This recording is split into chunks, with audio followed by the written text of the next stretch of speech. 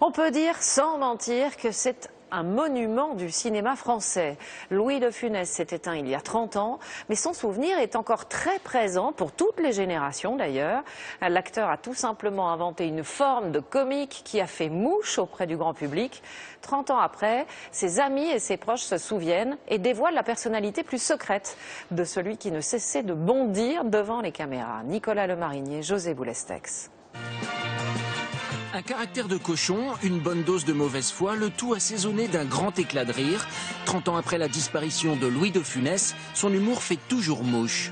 Mon petit-fils, il adore Louis de Funès. Moi, je suis allemande, donc je les connais en version allemande. C'est un pilier, c'est un monument. Il n'y a pas longtemps, je l'ai vu à la télé, j'ai rigolé comme la première fois. Et maintenant, je voudrais bien savoir quel est le bougre de cochon qui a fait un enfant à ma fille. Père irascible dans Oscar, la pièce qui a fait de lui une star en 61, qui était de Funès loin des projecteurs. Dans l'appartement parisien de l'acteur, encore occupé par sa famille, son fils Patrick fait la visite. Ici, un cahier rempli d'articles de presse. Il collait bien, puis il marquait, c'est marqué à la main, c'est lui. Le petit Marocain, ni vu ni connu. Alors comme ça, on peut suivre très bien toute la carrière. Loin de l'agitation du cinéma ou du théâtre, Louis de Funès redevenait chez lui un père tranquille.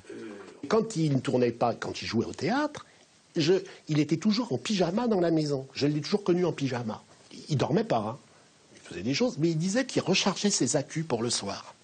Une façon aussi de prendre du recul sur le monde du spectacle. C'est un rythme de fou là, sur les fous. C'est joué par des fous, dirigé par des fous.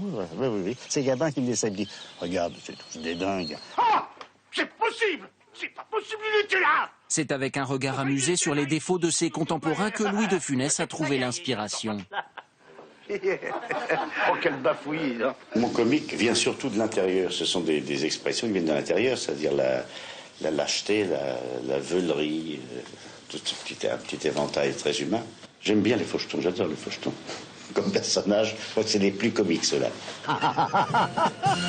En duo avec Bourvil, Louis de Funès a signé les plus grands succès de la comédie à la française. Le Cornu en 65, La Grande Vadrouille en 66, qui est resté pendant 40 ans le film français le plus vu au cinéma.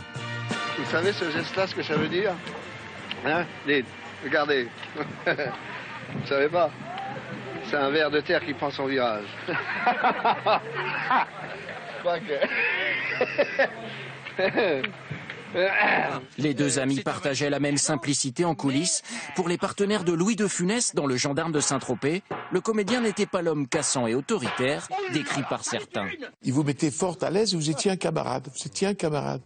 C'est-à-dire tu es un ami. Il était très exigeant au plan technique, au plan du travail des gags, des choses comme ça. Mais sans ça, quand on était en famille, ça rigolait bien, oui, c'était très sympa. Dans la famille du cinéma français, Louis de Funès reste aujourd'hui le maître du rire. En se moquant des mesquins, des grognons et des trouillards, il n'est pas près de se démoder.